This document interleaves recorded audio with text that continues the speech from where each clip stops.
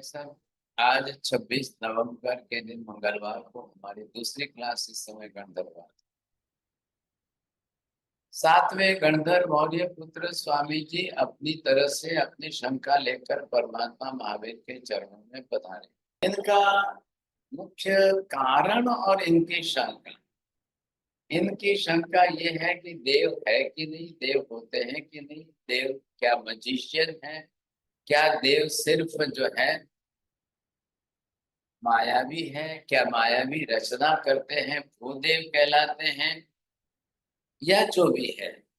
लेकिन इनका एक अपना स्थान बना हुआ है शंका का। जी हाँ, मैंने देव कभी देखे नहीं है, और मैंने देखे नहीं है इसलिए देव नहीं है।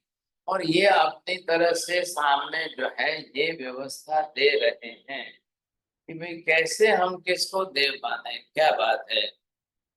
तो इसके अंदर इनका ये है कि एक तरफ तो वेदों के अंदर पढ़ने में यम, कुबेर, ईशान, इंद्र आदि नाम मिलते हैं, उनका वर्णन आ रहा है। नंबर दो, दूसरी तरफ यज्ञ, याग, होम हवन करके देवलोक के साथ का संबंध व्यवहार जोड़ा गया है।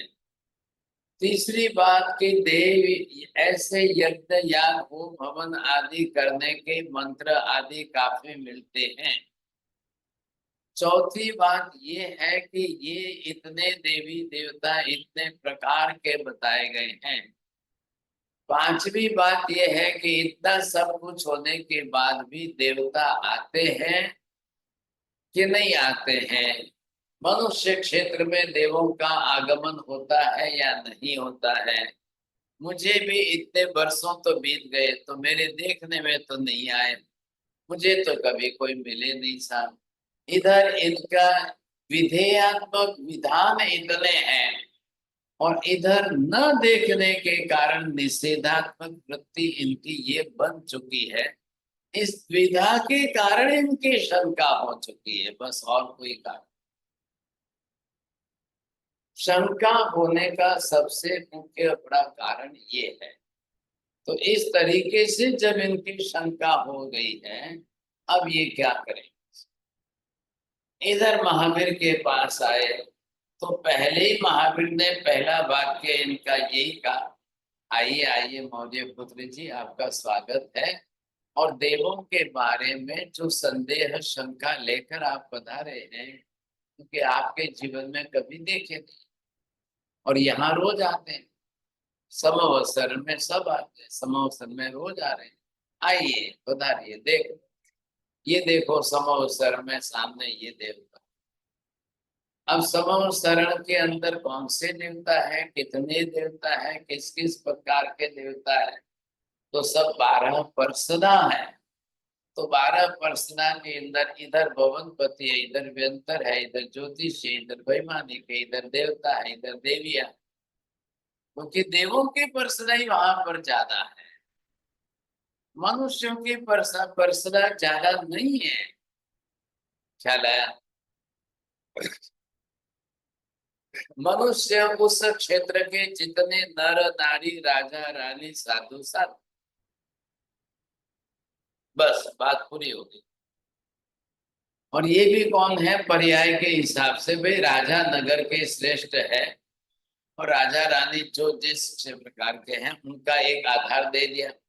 अब दीक्षा लेकर संसार छोड़कर साधु साध्वी जो बन गए हैं वो आते हैं, वो समवसर में विराजमान होते हैं, तो उनको ना तो नहीं कहा जाता है, उनको भी स्वीकारा जाता है, आइए पधारिए।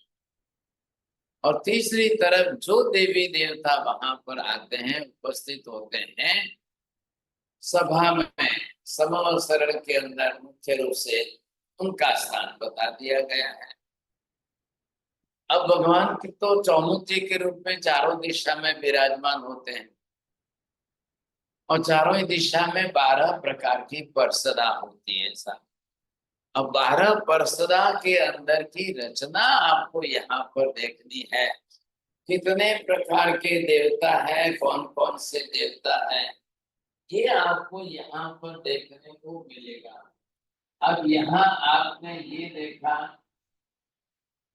कि भगवान का पहले केंद्र में पाद पीठ सिंहासन जो है, और इधर जो भगवान विराजमान होंगे, अब ये हो गई इधर पूर्व की दिशा, इधर ये हो गई वापिस दक्षिण दिशा आई। अब आप देख लो भाई साहब, अब क्या है कि चारों तरफ दरवाजे भी हैं, इधर भी दरवाजा है, ये इधर का दरवाजा है, ये इधर का दरवाजा है, ये इधर, जो समवसरण आपने देखा। तो यहाँ दरवाजे से छोड़िए और यहाँ तक ये परसदा बैठेगी ऐसे 3 लेयर में। फिर वापिस यहाँ से आप देखिए तो ये परसदा इधर बैठेगी, इधर से देखिए ये परसदा, परसदा का मतलब सभा है, और फिर इधर से इधर तक। अब ये आप देख लो,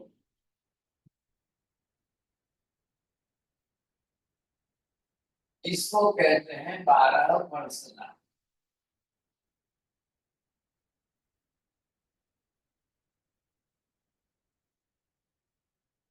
परसदा है यहाँ पर सभा के रूप में। तो भगवान तो केंद्र में है और देवताओं ने ये स्पेशल रचना कर दी है, तो भगवान बैठते पूर्वाभिमुख है, और बाकी की सभी तीनों दिशा के अंदर भगवान सबको समान रूप में दिखाई दे। ये व्यवस्था यहाँ पर की। इधर बैठने वालों को लग रहा है कि भगवान तो हमारे ही सन्मुख है, इधर बैठने पश्चिम वालों को लग रहा है भगवान तो हमारे ही सन्मुख बैठे, इधर बैठने वाले दक्षिण वालों को लग रहा है भगवान तो हमारे ही समक्ष सम्मुख बैठे हैं सब। तो वो अपनी अपनी देशना सुनते हैं।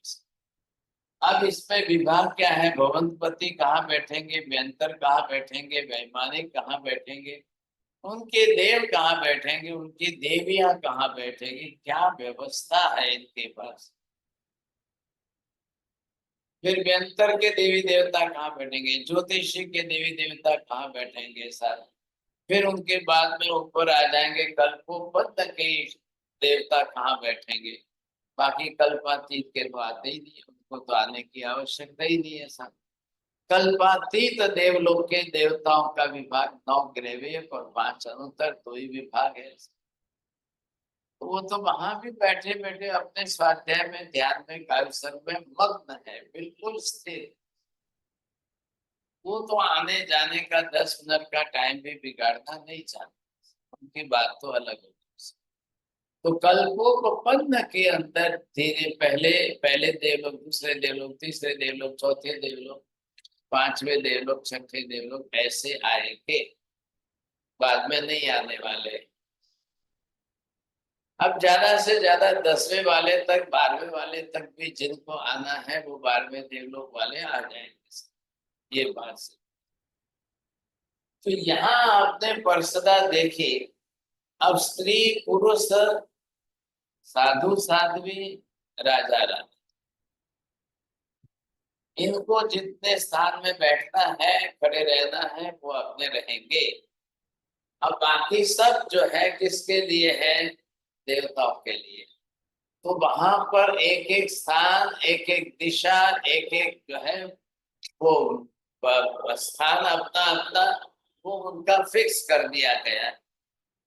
सभी तीर्थंकरों के समय में जब जब केवल ज्ञान भगवान को होगा, तब तब देवता आकर के समावसरण की रचना करेंगे ही करेंगे।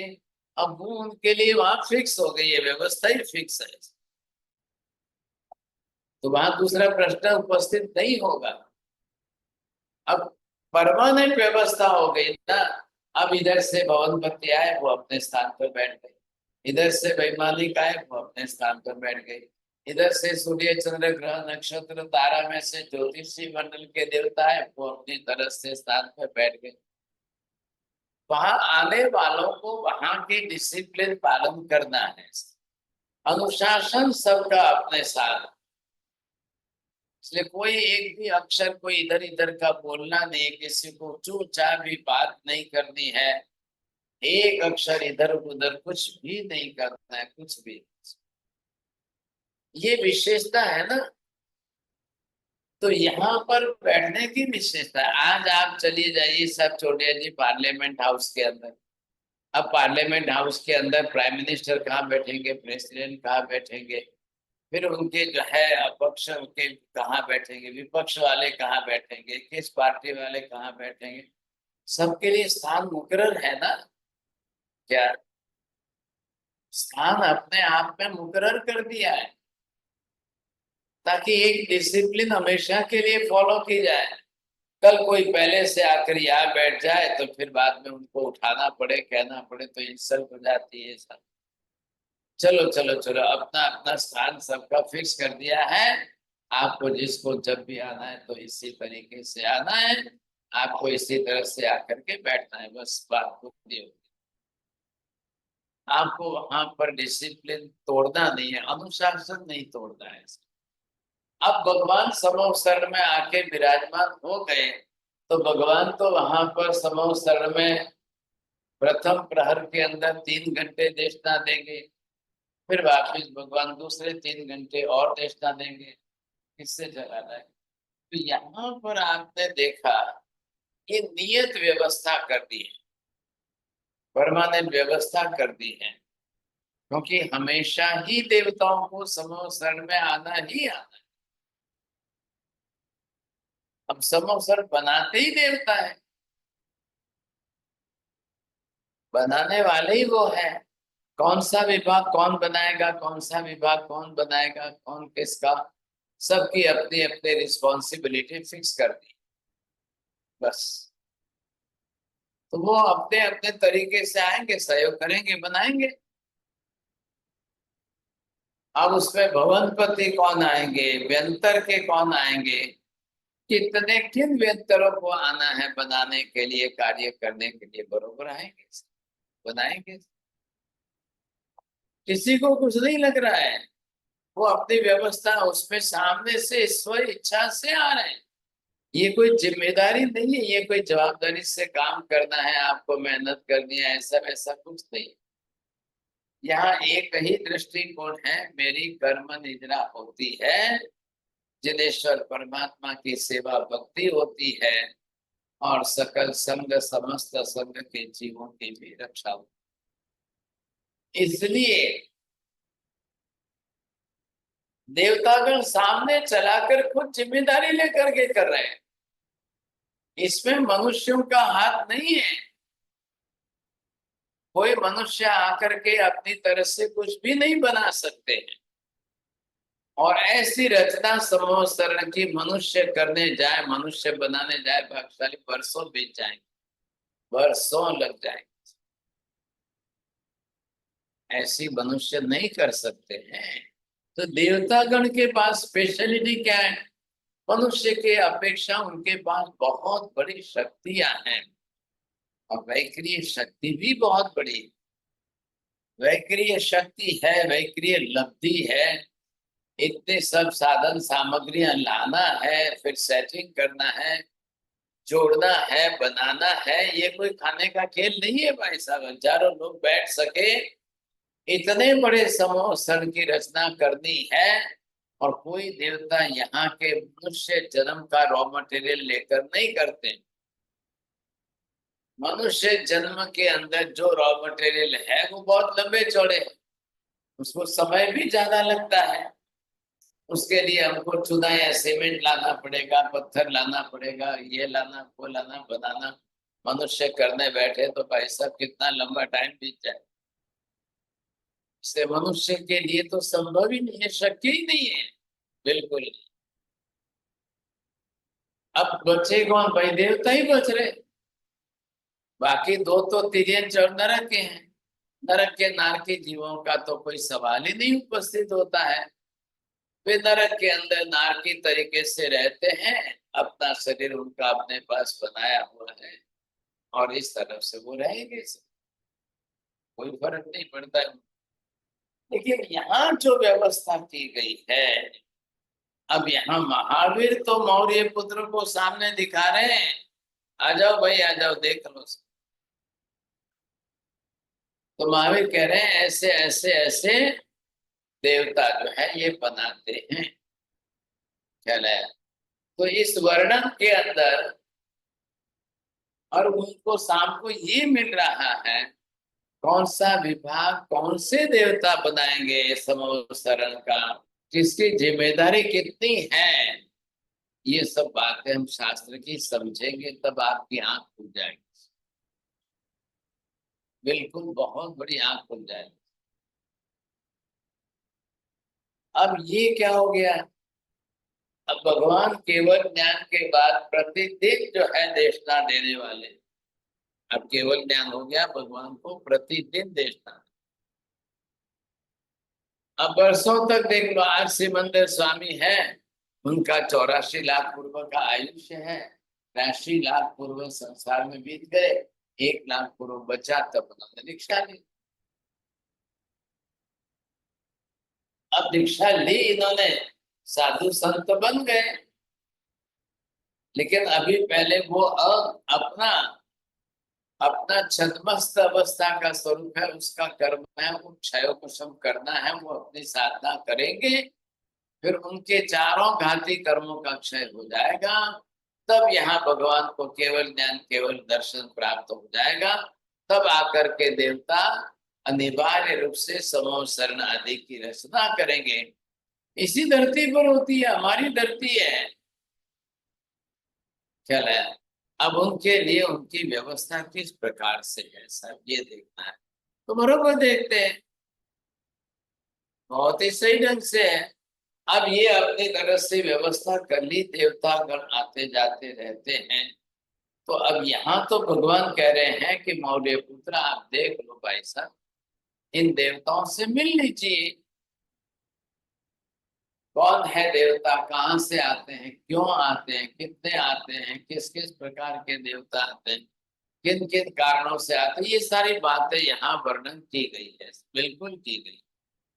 अब इस हिसाब से सबको कह देते हैं, अनाउंस हो जाता है, तो मौर्य पुत्र को भगवान ने कहा देख लो बस, आ जाओ, सबको मिल लो और फिर बात करके पूछ लो उनसे अपना क्या इसमें मिलने वाला है, अपना स्वरूप कैसा, ये सब बातें कर ली इन्होंने।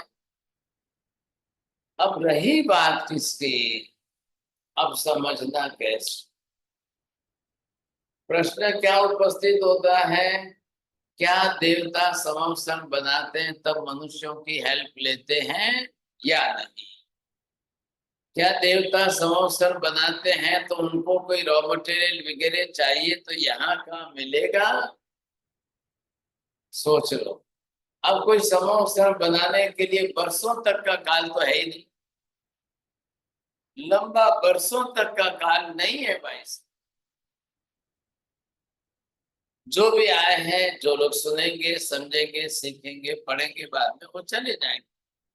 ये प्रश्न हो रहा है भगवान, ये आएंगे, ये इनका आना होता है, फिर इनका जाना होता है, फिर क्यों चले जाते हैं, क्या काम है, क्या कारण है, ये सब बातें होगी। अब दूसरी तरफ जो है भगवान जब समवसर में विराजमान हो और देवस्था दे, तो क्या ये मनुष्य भी कंस्ट्रक्शन करने में साथ में जुड़ते हैं? बोलिए छोड़े जी, क्या ख्याल आ रहा है? मनुष्य नहीं जुड़ते हैं समोशन बनने में। नहीं। मैंने क्या कहा, कंस्ट्रक्शन में मनुष्य जुड़ते हैं क्या? नहीं, नहीं जुड़ सकते नहीं हैं। महाराज, कंस्ट्रक्शन में नहीं जुड़ना। बस, बने बनाए समवसर में मनुष्य आके बैठ सकते हैं, इसमें कोई दो राय नहीं है। तो देवता तो सामने से इनविटेशन आमंत्रण दे रहे हैं, आइए पधारिए, आइए पधारिए, भगवान महावीर स्वामी का समवसरण आज यहाँ पर राजक रही नगरी में बन रहा है, आज भगवान पधारेंगे, अभी देशना देंगे, कहलाया, ये सब बातें होती है, देवता ही करते हैं। तो यहाँ पर ये हमें ढूंढ निकालना है कौन से देवता कौन सा पाठ बनाते हैं, क्या कौन से देवता। अब मनुष्य नहीं जुड़ेंगे, और मनुष्य जुड़े तो वो तो ईंट पत्थर चूना मकान सब बांधते हैं तो वो जुड़ जाए आएंगे, लेकिन मनुष्य का बांधा हुआ इनको काम नहीं आएगा। नंबर 2, मनुष्य को बनाने में काफी लंबा समय जाएगा, मनुष्य के बनाने की रचना एक रात में पूरी हो नहीं जाती है, संभव नहीं।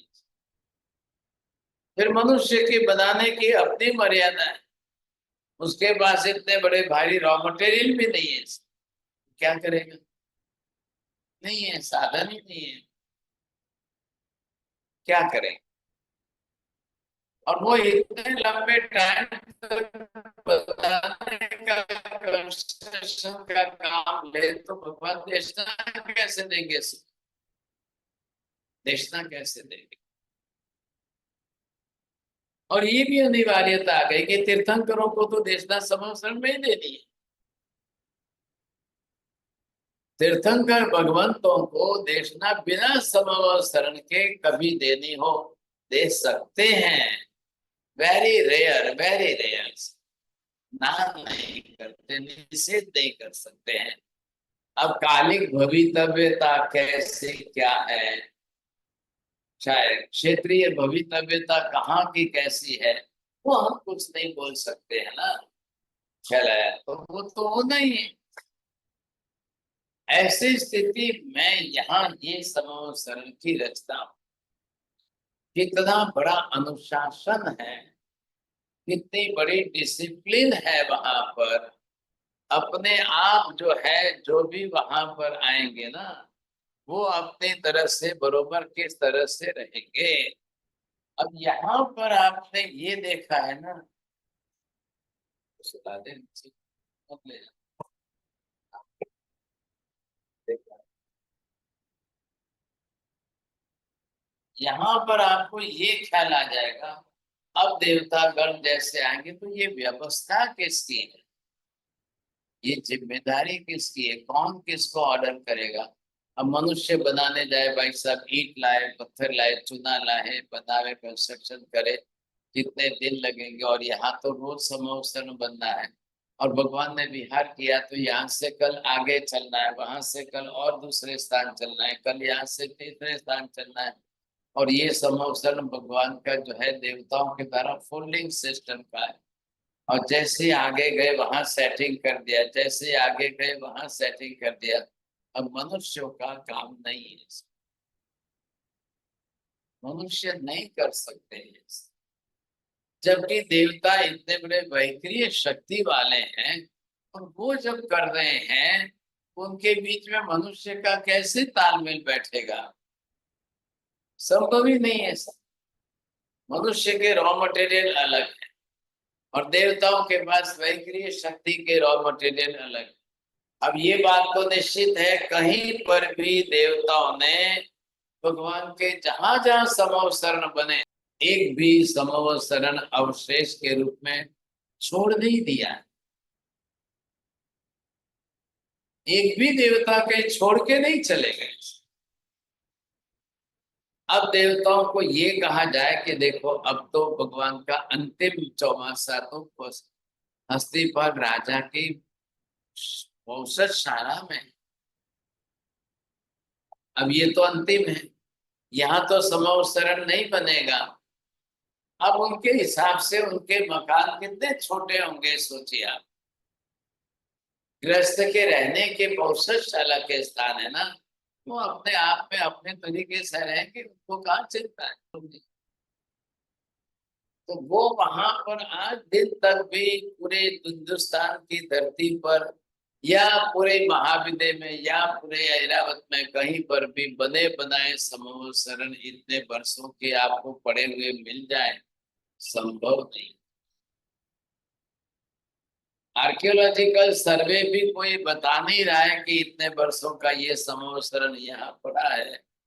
या तो ये कहे कि भाई देवताओं ने आकर बनाया सही, लेकिन देवता चले गए तब वो भूल गए, और देवता गए तब साथ में लेकर ही नहीं गए, साहब ये ऐसा पड़ा है उनका, ये ऐसा पड़ा है, ये ऐसा, कुछ भी बात नहीं, कोई बात नहीं। तब जाकर के जो साधु संत हैं, अब वो अपनी तरह से कहाँ बैठेंगे, कहाँ जाएंगे, उनका भी स्थान निश्चित, बिल्कुल निश्चित। और हजारों की तादाद में लोग आते हैं, लाखों की तादाद में लोग आते हैं, समवसर में बैठकर देशना श्रवण करते हैं। देवता किसी को ना नहीं कहते, मनुष्यों को ना कहने का प्रश्न नहीं उपस्थित होता है। तो देवताओं को कोई कहने की आवश्यकता किसी को नहीं है, वो अपनी तरफ से अनुशासन का पालन करते हैं, और वो अनुशासन का पालन करने के बाद बरोबर सब जो भी कोई आते हैं सबको अनुशासन का पालन करना ही करना, बहुत व्यवस्थित रूप से करना, सही ढंग से करना, तो किसी को वो प्रश्न ही नहीं आता है। आज भी हिंदुस्तान में कहीं पर भी एक भी एविडेंस नहीं है। हाँ जी, राजगृह उधर आप जाते हो तो रिजू वाली का नदी के किनारे पर एक पत्थर का पाषाण का संवरण बनाने में आया, वो देवताओं का नहीं है, वो मनुष्यों का हमने बनाया है, जस्ट लाइक एक देव मंदिर हो जाए ऐसा बनाया। तो उसके लिए रचना अलग हो गई। अब रही बात ये, चोटिया जी बताइए, देवलोक के अंदर देवता अपने भवन निवास स्थान बनाते हैं या नहीं बनाते हैं? जी हमारे साहब नहीं बना पाएंगे। अच्छा, आप जाके आए, देख के आए? वो तो हमारे साहब बने बनाए हैं, वो तो शाश्वत है वहाँ। बोलिए प्रवीण जी, आपको क्या लग रहा है?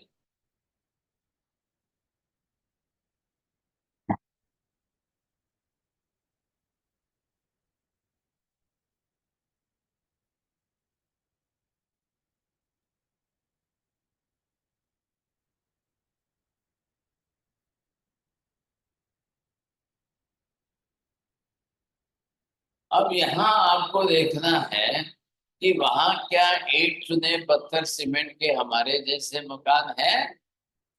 मेहता जी आप जरा पूछ तो लेना कहीं पर भी, बड़े आचार्य श्री भगवंतों को कहीं पूछ लेना, हमारे जैसे उनके भवन है, हमारे जैसे उनके निवास स्थान है, या कंस्ट्रक्शन कैसा है, आर्किटेक्चरल प्लान किसका कैसा है, किस तरह से कैसे किसका क्या बना हुआ है, तो देवता आके बनाएंगे या बने बनाए उसमें रहेंगे?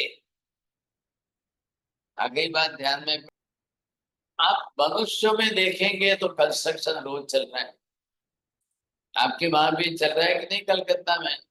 जी हमारे साथ चल रहा, बहुत जोरों से चल रहा। बहुत जोर से सब जगह पर कंस्ट्रक्शन चल रहा है। अब मनुष्यों ने अपनी रिक्वायरमेंट बनाई, मनुष्यों की शरीर रचना, वैसी शरीर रचना की रिक्वायरमेंट के अनुसार उन्होंने फ्लैट या बंगला या मकान बनाए।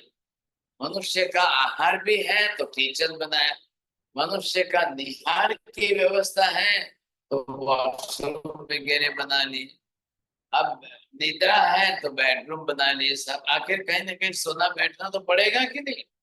तो इस तरह से उन्होंने बनाए हैं अपने स्थान। अब रही बात किसकी भाई साहब, देवलोक की बात कर लो। अब देवलोक में आहार की व्यवस्था नहीं है, भोजन वहां पर होता नहीं है, तो किचन नहीं बनेगा, फिर किचन बनाने की आवश्यकता ही क्या है भाई? हाँ, मनुष्य क्षेत्र में किचन बनाना कंपलसरी है। कोई भी फ्लैट लेगा मकान लेगा सर तो पहले देखेगा सब किचन बना है, क्या क्या बना है, स्क्रीन डाली गई है, इसके अंदर किस तरह से क्या है, सारी व्यवस्था को मनुष्य को देखना पड़ता है। और आप देखते हो बिल्डर लोग बड़े बड़े फ्लैट बना लेते हैं, फिर बाद में जो है देखने के लिए आते हैं तो उनको हर चीज खोल के दिखानी पड़ती है, भाई साहब ये देख लो यहाँ टॉयलेट बाथरूम है, यहाँ किचन है, यहाँ पर बेडरूम है, यहाँ पर ये व्यवस्था है, यहाँ पर ये व्यवस्था है। अब देवताओं के लिए वहां ऐसी व्यवस्था की आवश्यकता नहीं, क्योंकि उनका आहार तो है नहीं, रोज खाना पीना तो कुछ है नहीं साहब, तो फिर किचन की आवश्यकता नहीं है।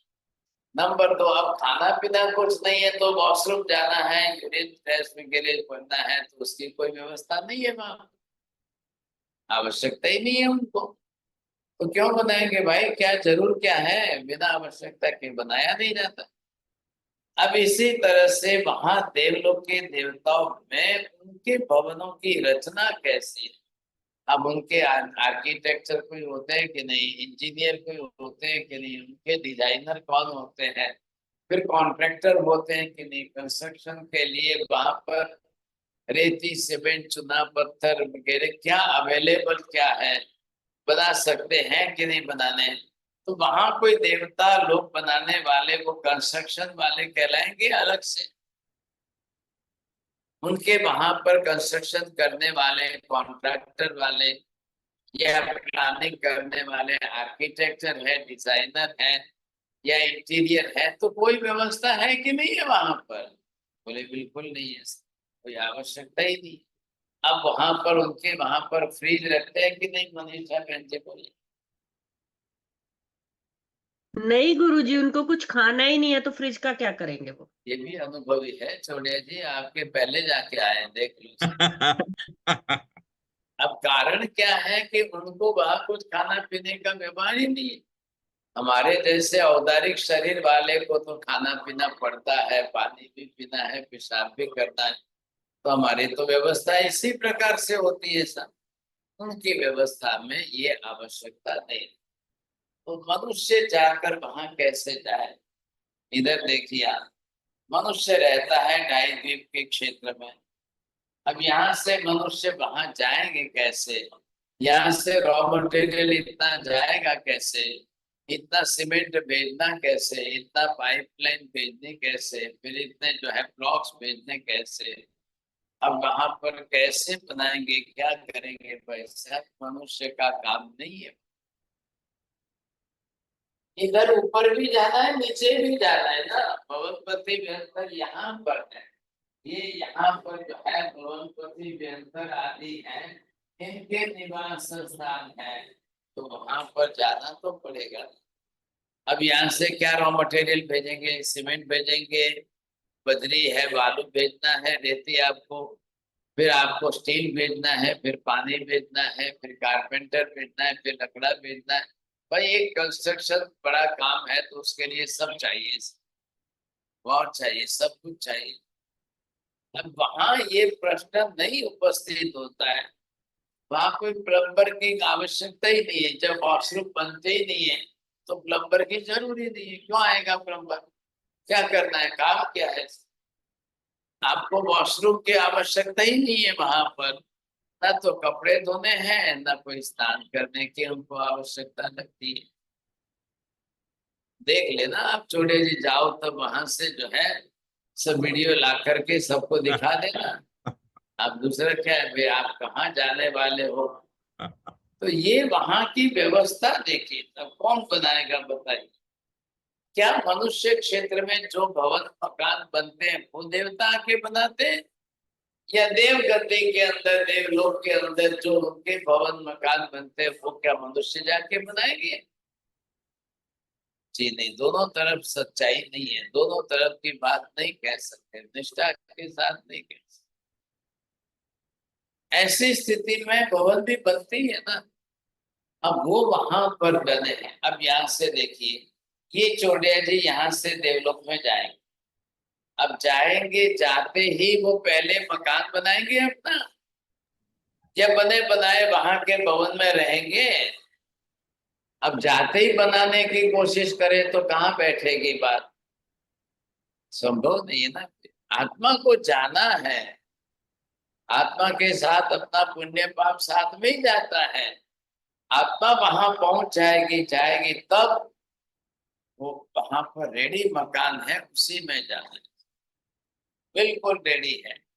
अब किसके घर जाएगी? जिसके घर कभी कोई संतान होते ही नहीं, उसके घर कैसे जाएगी?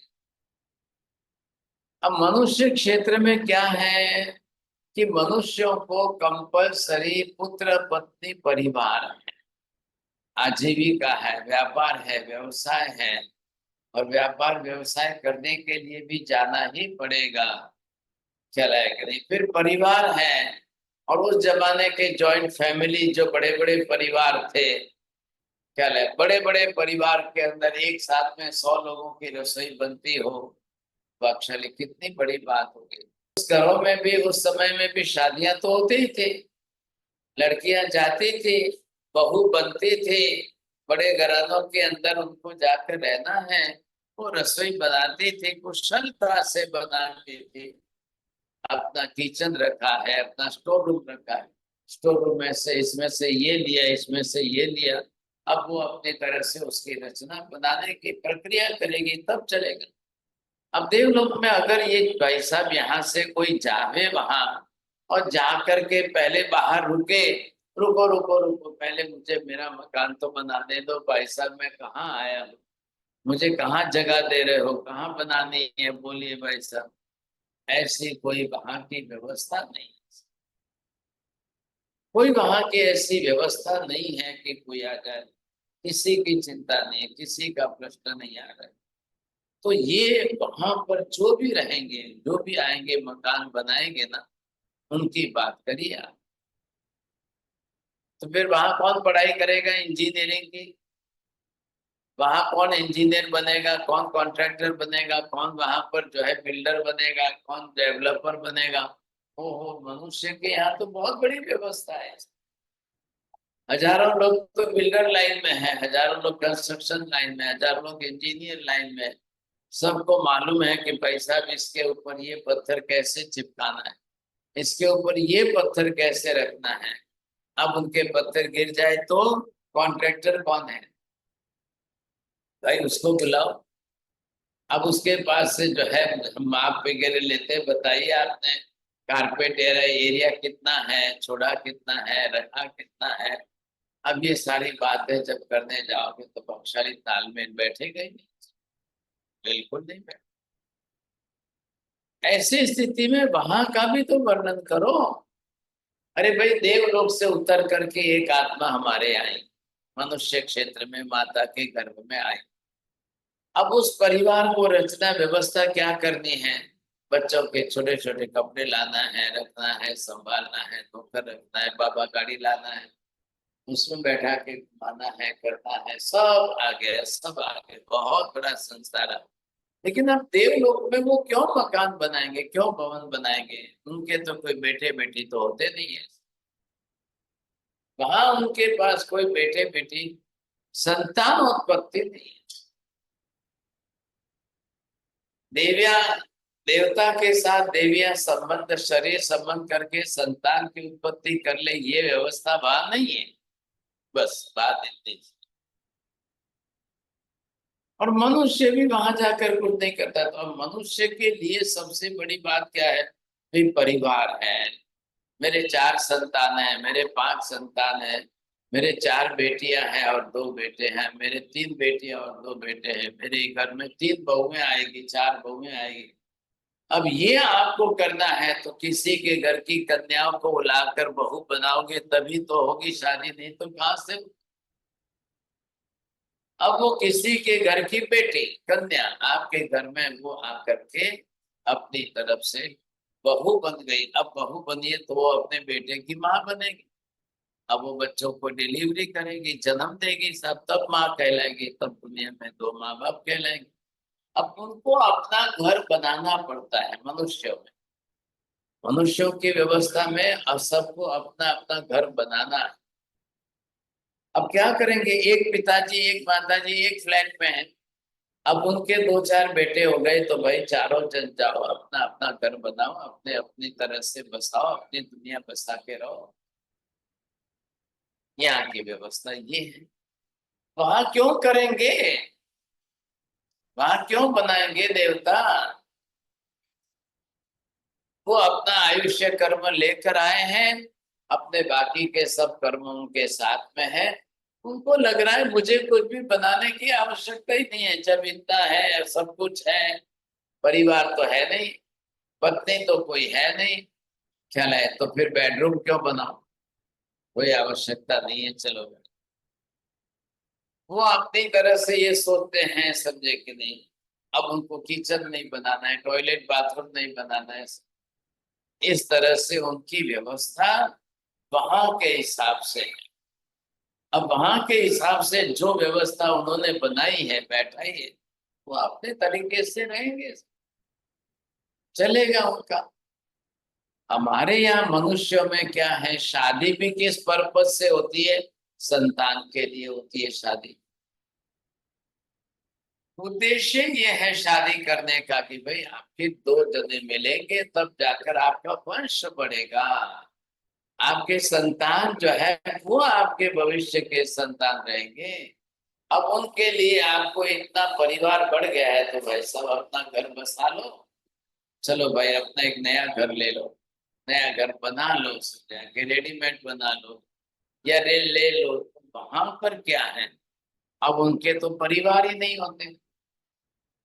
देवी देवताओं में वहां पर शादियां होगी, ख्याल है, शादी करेंगे यहाँ तक, बस सिर्फ 2 देवलोक तक शादी करेंगे, फिर भी उनके संतान की उत्पत्ति नहीं होती है। वैक्रिय शरीर है सबका, संतान उत्पन्न नहीं।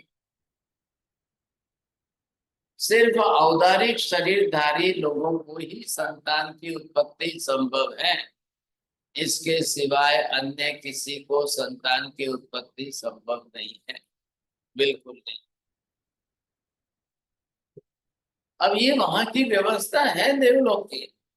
अब आप बोलो कि यहाँ से 1000 गुनी धन संपत्ति वहां पर है तो है, लेकिन आप बोलो कि क्या काम की, फिर क्या काम की मतलब जब संतान नहीं है तो क्या काम आएगा, किसके लिए ये व्यवस्था है, किसके लिए हम कर रहे हैं। ऐसी स्थिति के अंदर कोई भी आपको जवाब नहीं दे, वहां पर कुछ भी व्यवस्था नहीं हो सकती है। संतान उत्पत्ति के लिए वहां का शरीर वैक्रिय शरीर नहीं है, बस ये बात हो गई। अब जो कुछ है तो फिर जब संतान उत्पत्ति की व्यवस्था ही नहीं है वहां, तो फिर क्यों शादियां करते हैं, फिर शादी करने का मतलब क्या है। बोले करते हैं नहीं करते हैं, करते हैं नहीं करते हैं, क्योंकि प्रविचारा और अप्रविचारा दोनों प्रकार की महिलाएं हो गई। तो जो प्रविचारा है वो तो शरीर संबंध बना करके बहला बनकर अपना अपना मन बना करके राजी हो जाएंगे। लेकिन अब जिनको शरीर संबंध नहीं बनाना है उनको बहुत बड़ा देवलोक, बहुत बड़ा स्थान है। भाई साहब चाहिए अपनी तरह से आप भी अपनी व्यवस्था करके रह जाओ, कोई चिंता ही नहीं है।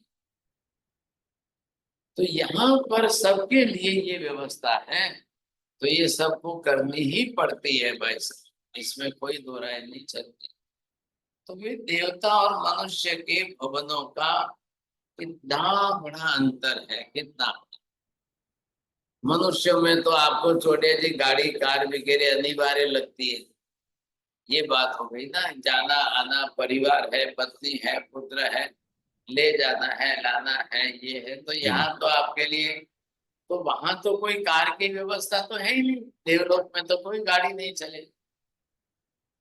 देवताओं के पास ही अपनी वैक्रिय शक्ति है, वे अपनी वैक्रिय शक्ति से वहां की व्यवस्था में बरोबर।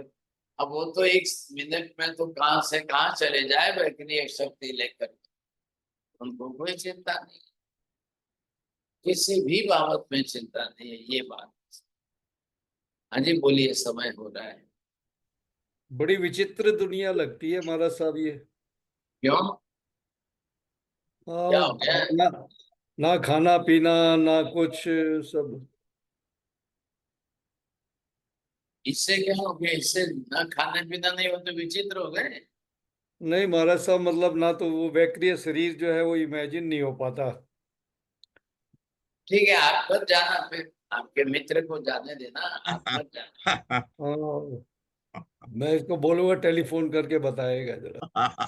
नमो हरिदानम, नमो सिद्धानम, नमो हरियम, नमो बुद्धायनम, नमो लोहे सब साहो, एसो पंच नमोकारम सर्व पाप प्रणाशनम, मंगलान च सर्वे सिंपणमं हवै मंगलम। मंगलम भगवान वीर मंगलम गौतम प्रभु, मंगलम सूर्यभद्राद्या जय धर्मो मंगलम, चत्तारि मंगलम हरिहंता मंगलम सिद्धा मंगलम, साहु मंगलम केवले पन्नतो, चत्तारि लोकोत्तम हरिहंता लोकोत्तम, सिद्धा लोकोत्तम साहु केवले पन्नतो धम्मो, चत्तारि शरणं भवजामि हरिहन्ते शरणं भवजामि, सिद्धे शरणं भवजामि, साधु शरणं भवजामि, केवले पन्नतं धम्मं शरणं भवजामि। सर्वमंगल मांगल्यम सर्व कल्याण कारणम प्रदानम सर्वधर्म जय जयति श्याम। त्रिकाल वंदन साहिब जी। त्रिकाल